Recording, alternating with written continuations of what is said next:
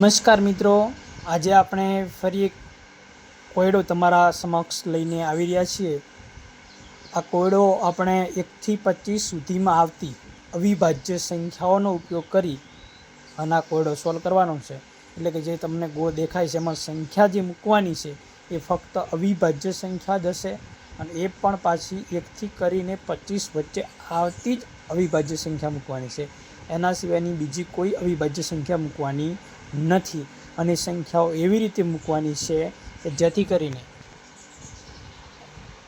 આ આડી લાઈનનો સરવાળો 41, અહીંયા નીચેની આડી લાઈનનો સરવાળો 41 થવો જોઈએ, અહીંયાથી આ ક્રોસ લાઈનનો સરવાળો પણ 41 થવો જોઈએ અને અહીંયાથી આ ક્રોસ લાઈનનો સરવાળો પણ શું થવો જોઈએ, 41 થવો જોઈએ। એવી અવિભાજ્ય સંખ્યાઓ ગોઠવવાની છે। જેને પણ આ કોયડો આવડે એ કમેન્ટ બોક્સમાં એના જવાબ મોકલી શકે છે। ધન્યવાદ।